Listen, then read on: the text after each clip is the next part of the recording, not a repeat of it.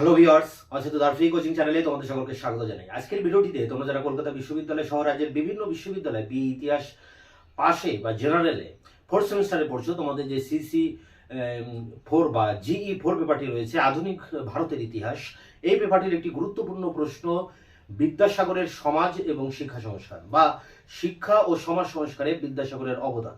এই প্রশ্নটির উত্তর নিয়ে বিস্তারিত আলোচনা করবো এই ভিডিও ক্লাসে, এবং এর যে উত্তরটি পরীক্ষার জন্য লিখতে হবে 10 নম্বরে, সেই উত্তরটিও ভিডিওর শেষে আমি তোমাদেরকে প্রোভাইড করবো। তবে সে প্রসঙ্গে যাওয়ার আগে এটা বলবো যে এই পেপারটি যে সাজেশন, সেই সাজেশন আমি আমার এই চ্যানেলে আপলোড করেছি, তার লিঙ্ক এই ভিডিও ডেসক্রিপশন বক্সে দেওয়া থাকবে, এবং তোমরা অবশ্যই সেই ভিডিওটি দেখে নেবে। এবং সেই সাজেশনের প্রত্যেকটি প্রশ্ন আমি একের পর এক ভিডিও লেকচার ক্লাসের মধ্য দিয়ে তার উত্তরগুলি তোমাদের সামনে তুলে ধরবো। তা সেই সাজেশনের প্রথম প্রশ্ন ছিল, পলাশির যুদ্ধ থেকে বক্সারের যুদ্ধ পর্যন্ত ভারতে ইস্ট ইন্ডিয়া কোম্পানির যে আধিপত্যের ইতিহাস, সেই প্রশ্নটি নিয়ে আমি গতকাল ভিডিও লেকচার ক্লাস দিয়েছি, তার লিঙ্কও এই ভিডিও ডেসক্রিপশন বক্সে দেওয়া থাকবে। আজকে যে প্রশ্নটি আলোচনা হচ্ছে এটি কিন্তু দ্বিতীয় প্রশ্ন, সাজেশনের 10 নম্বরের যে তালিকা আছে তার দ্বিতীয় প্রশ্ন, সেটি নিয়ে আজকে আলোচনা করছি। এবং এরপরে যে তৃতীয় নম্বরের যে প্রশ্নটি রয়েছে, রাজা রামমোহন রায়ের কৃতিত্ব শিক্ষা এবং সমাজ সংস্কারে বা ধর্ম সংস্কারের ক্ষেত্রে, সেটি নিয়েও কিন্তু আমি এর পরের ভিডিওটি নিয়ে আসবো। তাই আমার এই চ্যানেলটি, তোমরা যারা এই ক্লাসে পড়ো, তোমাদের জন্য খুবই গুরুত্বপূর্ণ একটি চ্যানেল হতে চলেছে। তাই তোমরা তো সাবস্ক্রাইব করবেই, তোমাদের বন্ধুদের কাছেও শেয়ার করবে। এবং কারোর যদি কোনো রকম কমেন্ট থাকে বা কোনো কিছু বলার থাকে বা কোনো রকম সাজেশন দেওয়ার থাকে যে কোন প্রশ্নটি তোমাদের আগে করলে ভালো হয়, কোন প্রশ্নের উত্তরটি তোমাদের খুবই দরকার, সেটা নিয়েও কিন্তু আমি ভিডিও ডিসকাস করব ভিডিও লেকচার ক্লাসের মাধ্যমে। তাই তোমরা তোমাদের দাবি বা তোমাদের যদি কোনো বক্তব্য থাকে, তাই এই ভিডিওর ডেসক্রিপশন বক্সে বা কমেন্ট সেকশনে তোমরা কিন্তু অবশ্যই কমেন্ট করে জানাবে। তাই আসি আমাদের মূল বিষয়টিতে। দেখো আমাদের কি আছে আজকের প্রশ্নটি, শিক্ষা ও সমাজ সংস্কারের ক্ষেত্রে ঈশ্বরচন্দ্র বিদ্যাসাগরের অবদান। এটি 10 নম্বরের প্রশ্ন। এটি GECC4, মানে এটা জেনারেলদের জন্য, বিএ হিস্ট্রি জেনারেলদের জন্য, ফোর্থ সেমিস্টারদের জন্য এই প্রশ্নটি কিন্তু ইম্পর্টেন্ট। তা শিক্ষার সংস্কার করেছিলেন বিদ্যাসাগর। বিদ্যাসাগরের নামই ইতিহাসে বিখ্যাত শিক্ষা সংস্কারের ক্ষেত্রে এবং সমাজ সংস্কারের ক্ষেত্রে। তাহলে আমাদের এখানে প্রশ্নের দুটো পার্ট রয়েছে, একটা শিক্ষা সংস্কার, একটি সমাজ সংস্কার। এই দুটি পার্টে আমরা কিন্তু প্রশ্নটি আলোচনা করব। বিদ্যাসাগর সম্পর্কে তোমরা কম বেশি জানোই। মেদিনীপুরে তার বাড়ি। ছোটবেলায় বাবার হাত ধরে পায়ে হেঁটে কলকাতায় আসেন, সংস্কৃত কলেজে পড়াশোনা করেন, এবং সেখানে তিনি এতটাই পাণ্ডিত্য দেখান যে সংস্কৃত কলেজ তাকে বিদ্যাসাগর উপাধি দেয়, এবং পরবর্তীকালে তিনি এই বিদ্যাসাগর কলেজেরই অধ্যক্ষ হিসাবে যোগদান করেন এবং এখানে তার কর্মজীবন অতিবাহিত করেন।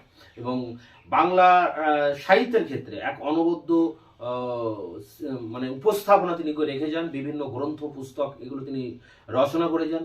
অনেক মেয়েদের শিক্ষার জন্য বা নারী শিক্ষা, স্ত্রী শিক্ষার জন্য তিনি অনেক স্কুল কলেজ তৈরি করে দিয়ে যান।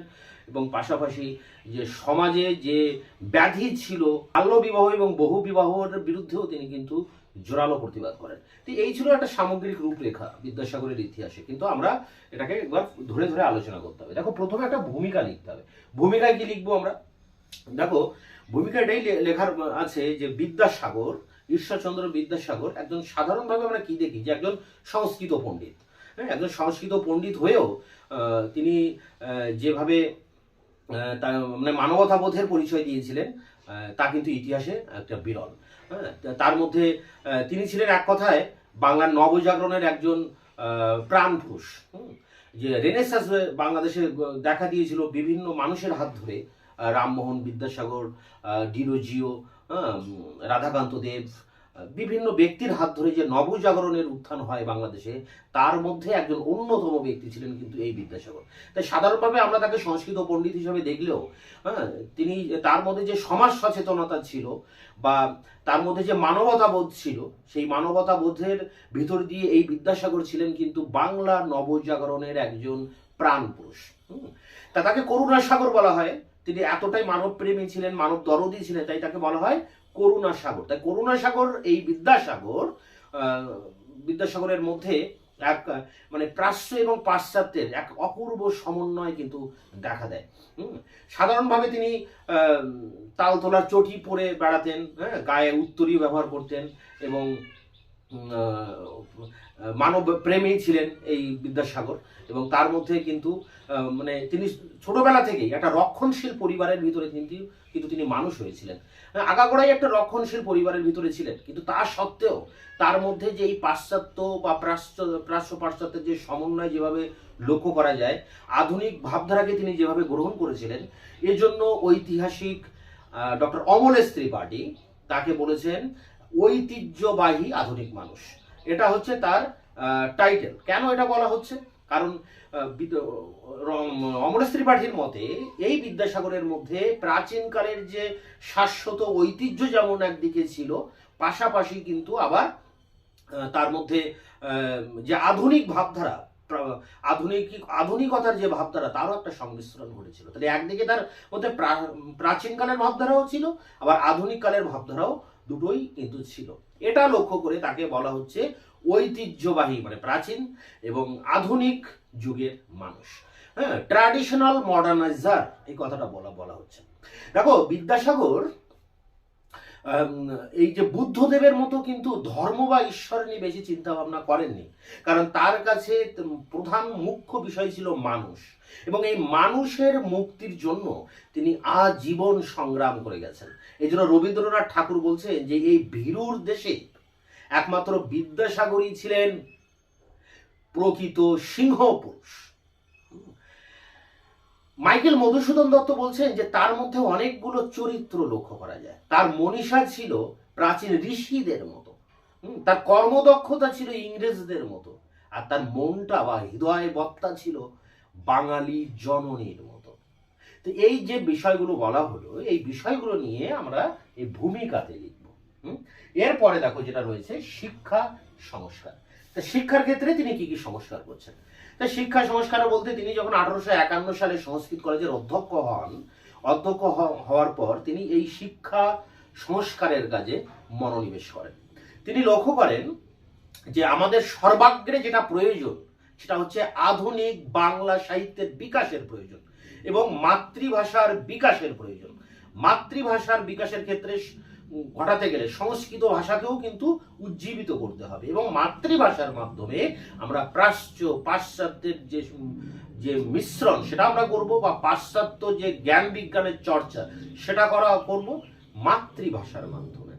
তিনি ছাত্রদের এই যে দায় ভাগ, মিতাক্ষরা বা প্রাচীনকালের যেসব স্মৃতিশাস্ত্র যেগুলো পড়ানো হতো, সেগুলো পড়ানোর পাশাপাশি গণিত, বীজগণিত, ভূগোল, ইতিহাস, প্রকৃতি বিজ্ঞান, রাষ্ট্রবিজ্ঞান, নীতিশাস্ত্র ইত্যাদি বিষয় কিন্তু পড়ানোর পক্ষপাতী ছিলেন। তিনি 1853 খ্রিস্টাব্দে সংস্কৃত কলেজে ইংরেজি পড়াটাকে বাধ্যতামূলক করে দেন, এবং যে সংস্কৃত যেসব গ্রন্থ ছিল, ব্যাকরণ গ্রন্থ, মুগ্ধবোধ, সেটাকে বাদ দিয়ে সেটাকে তিনি বলেন ভ্রান্ত, এবং সেই ভ্রান্ত হিসাবে সেটাকে বাদ দিয়ে সহজে বাংলা ভাষার মাধ্যমে সহজে ব্যাকরণ শেখানোর জন্য তিনি ব্যাকরণ কৌমুদী রচনা করেন, সংস্কৃত উপক্রমণিকা রচনা করেন। এবং আগে কি হতো, সংস্কৃত কলেজে শুধুমাত্র ব্রাহ্মণ ছাত্ররাই এবং বৈদ্য সম্প্রদায়ের ছাত্ররাই কিন্তু পড়াশোনা করতে পারতেন। বিদ্যাসাগর এটা বন্ধ করে দেন। বিদ্যাসাগর সকল বর্ণের হিন্দু ছাত্রছাত্রীদের জন্য সংস্কৃত কলেজের দরজা কিন্তু খুলে দেন। তো শিক্ষা সংস্কারের ক্ষেত্রে তিনি অনেক পারদর্শিতা দেখান। তিনি একটা প্রতিবেদন, যেটা 1852 সালে তার একটা প্রতিবেদন ছিল, যেটাকে বলা হচ্ছে যে note on the Sanskrit college. এই নোটে তিনি বলছেন যে আমাদের প্রধান লক্ষ্য হওয়া উচিত যে স্কুল পাঠ্য কিছু বাংলা বই রচনা করতে হবে এবং একাধিক বিদ্যালয় এখানে স্থাপন করতে হবে। তা এই জন্য তিনি অনেক উদ্যোগ নেন, পরবর্তীতে আমরা সেটা দেখেছি। সেই উদ্যোগটা কি না, শিক্ষা বিস্তারের উদ্যোগ। শিক্ষা বিস্তারের ক্ষেত্রে তিনি কি করছেন, তিনি একাধিক বাংলা মাধ্যমের স্কুল স্থাপন করছেন, পাঠ্য পুস্তক স্থাপন করছেন। তার একটি চিঠি থেকে আমরা এগুলো জানতে পারছি যে এগুলোর প্রয়োজনীয়তা আছে, এ সম্পর্কে তিনি একটা গুরুত্ব উপলব্ধি করছেন। লর্ড হার্ডিঞ্জের রাজত্বকাল ছিল বিদ্যাসাগরের সময়। তা লর্ড হার্ডিঞ্জের সহায়তায় তিনি বাংলাদেশের বিভিন্ন জেলার গ্রাম অঞ্চলে একাধিক বিদ্যালয়, বাংলা মাধ্যম বিদ্যালয় স্থাপন করছেন, এবং এর মধ্যে প্রায় 33টি বিদ্যালয় কিন্তু স্থায়ী হয়েছিল। পরবর্তীকালে তিনি বিভিন্ন জেলায় 20টি মডেল স্কুল, যাকে আমরা আদর্শ বিদ্যালয় বলি, সেটা স্থাপন করছেন, যার ভিতরে অনেকগুলি তিনি নিজের ব্যয়ে পরিচালনা করতেন। এছাড়া নারী শিক্ষার অগ্রগতির জন্য তিনি একাধিক পদক্ষেপ নিচ্ছেন। প্রায় 35টি বালিকা বিদ্যালয় তিনি স্থাপন করছেন এবং এই বিদ্যালয়গুলিতে প্রায় 1300 ছাত্রীরা কিন্তু পড়াশোনা করতেন। এই বিদ্যাসাগরের সহায়তায় ড্রিঙ্ক ওয়াটার বেথুন কলকাতায় 1849 খ্রিস্টাব্দে তৈরি করছেন হিন্দু বালিকা বিদ্যালয়, যাকে পরবর্তীতে যার নাম হচ্ছে বেথুন স্কুল বা বেথুন কলেজ। এছাড়া বিদ্যাসাগর নিজের প্রচেষ্টায় তৈরি করছেন মেট্রোপলিটন ইনস্টিটিউট, যার বর্তমান নাম বিদ্যাসাগর কলেজ। তাই এছাড়াও এই জনশিক্ষা প্রসারের জন্য তিনি বুঝতে পেরেছিলেন যে মানুষকে মুক্তি দিতে গেলে, কুসংস্কার থেকে তাকে বার করে আনতে গেলে, মানুষের মধ্যে যুক্তিবোধ বা যুক্তিবোধের জ্ঞান তার ভিতরে সঞ্চারিত করতে গেলে মানুষকে শিক্ষা দিতে হবে, জনশিক্ষার বিস্তার ঘটাতে হবে। এবং এই জনশিক্ষার বিস্তার ঘটাতে গেলে কিছু সহজ কিছু পাঠ্য পুস্তকও রচনা করতে হবে। সে পাঠ্য পুস্তকের জন্য তিনি রচনা করেন বোধোদয়, কথামালা, নীতিশাস্ত্র, চরিতাবলী, এরকম ইত্যাদি গ্রন্থ কিন্তু তিনি রচনা করেন। তাহলে এক কথা আমরা কি দেখছি, যে বিদ্যাসাগর জনশিক্ষার প্রসারের ক্ষেত্রে, উচ্চ শিক্ষার প্রসারের ক্ষেত্রে এবং স্ত্রী শিক্ষা প্রসারের ক্ষেত্রে তিনি কিন্তু এক অনবদ্য অবদান রেখে গেছেন আমাদের সামনে। তাই এইগুলো বিষয় নিয়ে আলোচনা করতে হবে শিক্ষা বিস্তারে, আর শিক্ষা সংস্কারটা আগে আলোচনা করতে হবে, কি কি স্টেপ নিচ্ছেন ব্যাপারটা, আর তারপরে শিক্ষা বিস্তার তিনি কিভাবে ঘটাচ্ছেন। এই দুটো নিয়ে তার এই শিক্ষা সংস্কার, এবং এর পাশাপাশি আরেকটি পয়েন্ট আছে, সেটা হচ্ছে বাংলা গদ্য।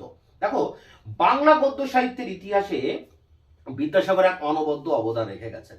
এই যে জ্যোতিচিহ্নের বিজ্ঞানসম্মত ব্যবহার কিভাবে করা যায় সেটাও তিনি দেখিয়ে দিয়ে গেছেন। এছাড়া একটা বড় বাক্যকে কিভাবে ছোট ছোট উপবাক্যে ভেঙে সেটাকে সঠিকভাবে ব্যবহার করা যায় তারও পদ্ধতি তিনি কিন্তু দেখিয়ে দিয়ে গেছেন। এই জন্য রবীন্দ্রনাথ থেকে শুরু করে বঙ্কিমচন্দ্র চট্টোপাধ্যায় পর্যন্ত প্রত্যেকেই স্বীকার করে নিয়েছেন যে বাংলা গদ্য সাহিত্যের ইতিহাসে এই বিদ্যাসাগরের অবদানের কথা কিন্তু তারা খুব জোরের সাথে স্বীকার করে গেছেন। এই জন্য সাহিত্য সমালোচক ডক্টর সুশীল কুমার দে তিনি বলছেন যে এই বিদ্যাসাগর ছিলেন বাংলা গদ্য সাহিত্যের স্রষ্টা।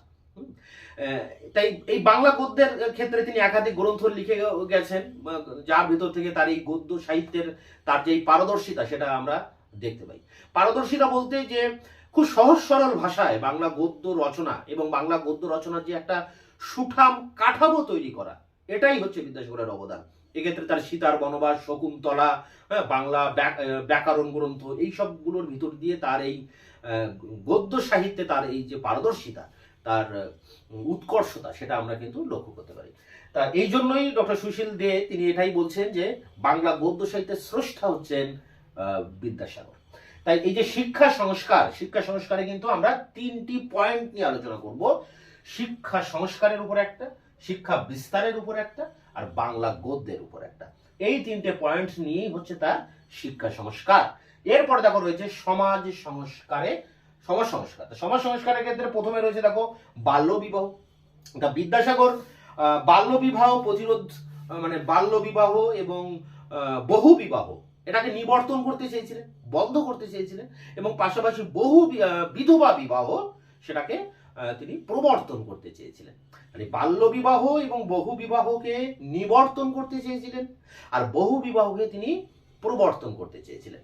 এবং তিনি হিন্দু শাস্ত্রের বিভিন্ন শাস্ত্রের উদ্ধৃতি উল্লেখ করে, বিশেষ করে যেমন পরাশর সংহিতা, সেই সংহিতার উদ্ধৃতি থেকে তিনি প্রমাণ করতে চেয়েছেন যে এই বিধবা বিবাহ শাস্ত্র সম্মত। এবং কারণ এই যে বিধবাদেরকে তিনি অ্যাকচুয়ালি বিদ্যাসাগর বুঝতে পেরেছিলেন যে এই যে অল্প বয়সে বিধবা হওয়া এবং তারপরে সারা জীবন তার যে বৈধব্য যন্ত্রণা ভোগ করা, নারী জাতির জীবনে একটা অভিশাপ, এবং নারী জাতির এই বৈধব্য, অকাল বৈধব্য এবং এই যে তাদের সারা জীবন কষ্টের মধ্যে থাকা, এটা বিদ্যাসাগরকে খুব ব্যথিত করে। নারী জাতির মতি তার মন কেঁদে ওঠে। এই জন্য নারী জাতির এই অভিশাপ থেকে তাকে মুক্ত করার জন্য বিদ্যাসাগর এক সর্বভারতীয় আন্দোলন গড়ে তোলেন, বিধবা বিবাহ আন্দোলন। এবং এই বিধবা বিবাহ আন্দোলন করার ক্ষেত্রে তার যে তিনি একটা সভা তৈরি করেছিলেন, সর্বশুভঙ্করী সভা। সেই সভারই মুখপত্র ছিল সর্বশুভকরী পত্রিকা। সেই পত্রিকায় তিনি কিন্তু বারবার প্রবন্ধ লেখেন এই বিধবা বিবাহের সমর্থনে, বারবার সেই পত্রিকায় তিনি লেখনী ধারণ করেন। এছাড়া 1855 খ্রিস্টাব্দ নাগাদ প্রায় 1000 ব্যক্তির স্বাক্ষর সম্বলিত একটা আবেদনপত্র ভারতীয় আইনসভার কাছে তিনি পাঠান। সেই আবেদনপত্রে অনেক সেই সময় বাংলাদেশের অনেক গুরুত্বপূর্ণ ব্যক্তিরা সেখানে স্বাক্ষর করেন। দ্বারকানাথ গাঙ্গুলি, দক্ষিণারঞ্জন মুখোপাধ্যায়, হ্যাঁ, এরকম একাধিক ব্যক্তি তারা কিন্তু সেখানে স্বাক্ষর করেন। তবে বাংলাদেশ সেই সময় ছিল রক্ষণশীল, হ্যাঁ, রক্ষণশীল হিন্দুদের যে গোষ্ঠী ছিল সেই গোষ্ঠীর যিনি প্রধান ছিলেন সেই রাধাকান্ত দেব জমিদার, সেই রাধাকান্ত দেব কিন্তু আবার এর বিরুদ্ধে 33,000 ব্যক্তির এক স্বাক্ষর সম্বলিত আবেদনপত্র এর বিরুদ্ধে এর বিরুদ্ধে সরকারের কাছে জমা দেন। যদিও শেষ পর্যন্ত লর্ড ডালহৌসি 1856 26শে জুলাই এই বিধবা বিবাহ আইন প্রবর্তন করেন এবং এই বিধবা বিবাহ আইন প্রবর্তন করার পর 7ই ডিসেম্বর প্রথম ভারতবর্ষে বিধবা বিবাহটি অনুষ্ঠিত হচ্ছে। গোবরডাঙ্গার শ্রী শচন্দ্র বিদ্যারত্ন, গোবরডাঙ্গার সেই সময়কার মিউনিসিপ্যালিটির চেয়ারম্যান ছিলেন শ্রী শচন্দ্র বিদ্যারত্ন, তার সাথে বর্ধমানের জমিদারের কন্যা শ্রী কালীমতী দেবীর কিন্তু প্রথম ভারতবর্ষে বিধবা বিবাহ হচ্ছে। এরপরে বিদ্যাসাগর নিজের পুত্র নারায়ণ চন্দ্রকেও এক বিধবা ভবসুন্দরীর সাথে কিন্তু বিবাহ দিচ্ছেন। এছাড়া বিদ্যাসাগর 1856 থেকে 67, এই যে 10 বছর, এই 10 বছরে প্রায় 60টি বিবাহ, 60, প্রায় 60টির মতো বেশি বিধবাকে বিবাহ দিচ্ছেন এবং এক্ষেত্রে তিনি 82,000 টাকা, নিজের টাকা 82,000 টাকা তিনি কিন্তু এক্ষেত্রে ব্যয় করছেন এবং হিন্দু বিধবা যারা রয়েছেন তাদের সার্বিক উন্নতিকল্পে তিনি হিন্দু অ্যানুইটি ফান্ড বলে একটি, ফিমেল অ্যানুইটি ফান্ড বলে একটি ফান্ড তিনি কিন্তু তৈরি করে যাচ্ছেন। এজন্য ডক্টর বিনয় ঘোষ বলছেন যে ভারতবর্ষে এই বিদ্যাসাগরের যে বিধবা বিবাহ যে আন্দোলন, সেই আন্দোলনটি হচ্ছে ভারতবর্ষে সমাজ সংস্কার আন্দোলনের ক্ষেত্রে সর্বপ্রথম আন্দোলন। তো এই বিষয়গুলো নিয়ে আলোচনা করতে হবে এই বিধবা বিবাহে এবং পাশাপাশি বাল্য বিবাহ দিয়ে শুরু করতে হবে একটা পয়েন্টে, তারপরে এবং শেষে এই বিধবা বিবাহ নিয়ে আলোচনা করতে হবে। এরপরে যেটা রয়েছে দেখো বহু বিবাহ। তা বিদ্যাসাগর বহু বিবাহের বিরুদ্ধে তীব্র বিষোদ্গার করেন, তীব্র লেখনী ধারণ করেন। তিনি জানতেন যে এই বহু বিবাহই হচ্ছে নারী জাতির সর্বনাশের কারণ। তিনি 1855 সালের পরবর্তীতে এই বহু বিবাহের উপরে 2টি পত্রিকা প্রকাশ করেন এবং সরকারের দৃষ্টি আকর্ষণ করেন এবং সরকারের কাছে 50,000 ব্যক্তির স্বাক্ষর সম্বলিত এক আবেদনপত্র জমা দেন এই বহু বিবাহ বন্ধ করার জন্য। সরকারও প্রতিশ্রুতি দেয় যে এই বহু বিবাহ বন্ধ করার জন্য একটা স্টেপ তারা নেবে। কিন্তু এই সময় 1857 সালে সিপাহী বিদ্রোহ দেখা দেয়। সিপাহী বিদ্রোহের পরে মহারানীর ঘোষণাপত্র হয়। সেই ঘোষণাপত্রে বলা হয় যে ভারতবর্ষের সামাজিক এবং ধর্মীয় ব্যাপারে ব্রিটিশ সরকার আর হস্তক্ষেপ করবে না। এই কারণে এই বহু বিবাহের প্রতি আর বন্ধ করার জন্য সরকার আর কোনো ব্যবস্থা গ্রহণ করেনি। যদিও এই বহু বিবাহ বিরুদ্ধে এই যে বিদ্যাসাগরের আন্দোলন, এই আন্দোলনের ফলে কিন্তু বাংলাদেশে বহু বিবাহ অনেকাংশে কমে যায়, অনেকাংশে হ্রাস পায়। তা বহু বিবাহটাও নিয়েও কিন্তু আলোচনা করতে হবে, এটা বিদ্যাসাগরের সমাজ সংস্কারের ভিতরে একটি অংশ। এরপর দেখো মূল্যায়ন। তা বিদ্যাসাগরকে আমরা জানি যে একজন মানব দরদী এবং হচ্ছে ধর্মনিরপেক্ষ, তিনি হচ্ছে এবং ঐতিহ্যবাহী এবং আধুনিক মানুষ, সব রকম কিন্তু মিক্সিং তার মধ্যে রয়েছে। হ্যাঁ, তাই সমকালীন অন্যান্য যারা সমাজ সংস্কারকরা ছিলেন তাদের মতো অতটা না হলেও কিছুটা হলেও কিন্তু বিদ্যাসাগরের মধ্যে অনেক যে পারস্পরিক বৈপরীত্য এটা দেখা যায়। কেন দেখা যায় এটা নিয়ে কোনো যুক্তি সঠিক পাওয়া যায় না। অ্যাকচুয়ালি সেই সময় যে ব্রিটিশ যে ঔপনিবেশিক শাসন কাঠামোর মধ্যে তার এই যে সংস্কার প্রচেষ্টা, এটা কিন্তু নানা রকম দিক দিয়ে হলেও একটু সীমাবদ্ধতা ছিল। এই কারণে ডক্টর অশোক সেন বলছেন যে তার এই যে আধুনিকতা, এটা বিকৃত আধুনিকতা।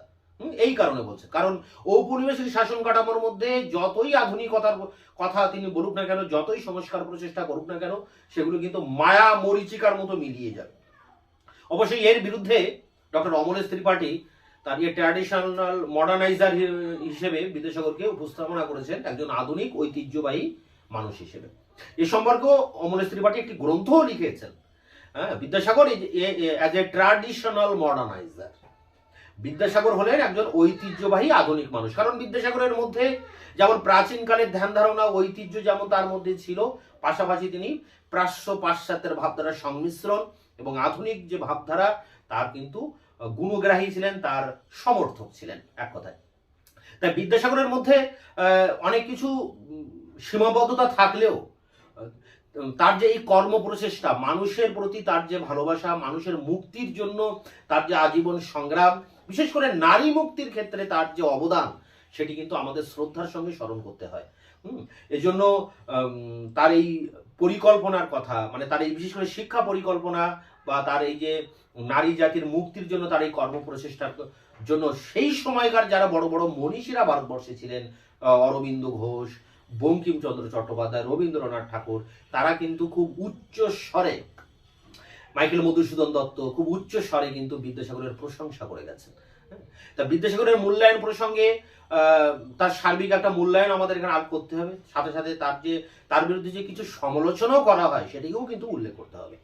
তাই এখন বিষয়টা হচ্ছে এই যে এই প্রশ্নটি শিক্ষা এবং সমাজ সংস্কারে বিদ্যাসাগরের অবদান, এর যে দুটি পার্ট, শিক্ষা সংস্কার, তার শিক্ষা সংস্কারের ক্ষেত্রে শিক্ষা সংস্কার, শিক্ষা বিস্তার এবং বাংলা গদ্য সাহিত্যের ক্ষেত্রে তার অবদান, এটা নিয়ে শিক্ষা সংস্কার আলোচনা করতে হবে।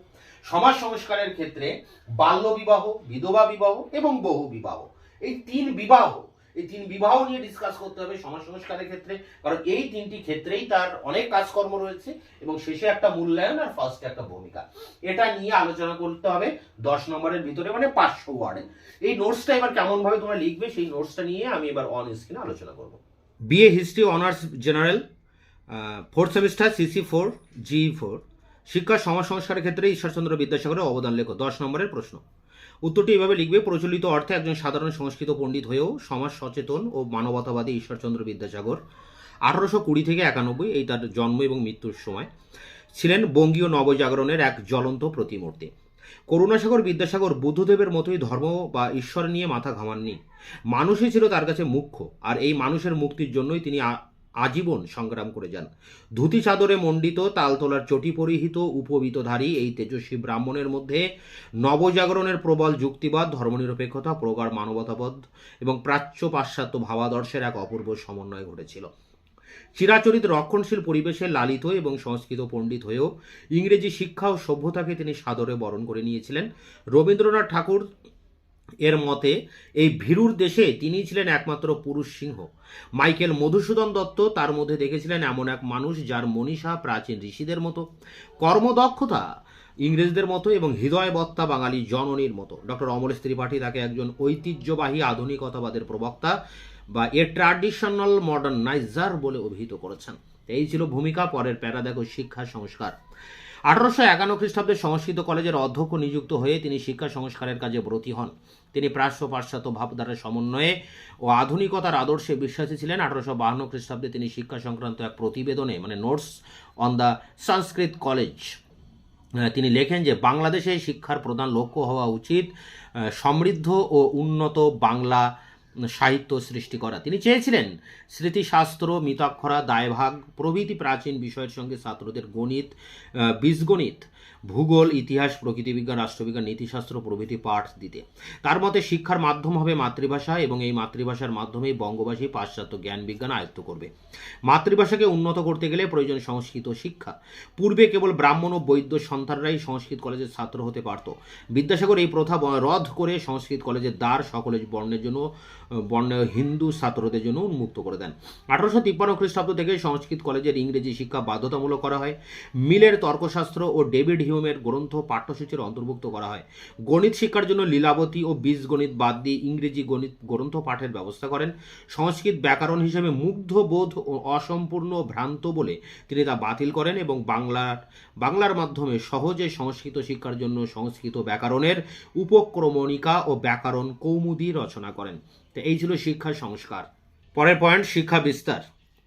জনশিক্ষা বিস্তারের কাজেও তিনি অগ্রণী ভূমিকা পালন করেন। তিনি উপলব্ধি করেছিলেন যে শিক্ষাই অন্ধকার দূর করে মানুষকে প্রকৃত মনুষ্যত্বে পৌঁছে দেয়। এক চিঠিতে তিনি লেখেন যে জনসাধারণের মধ্যে শিক্ষা বিস্তার এখন আমাদের প্রধান প্রয়োজন।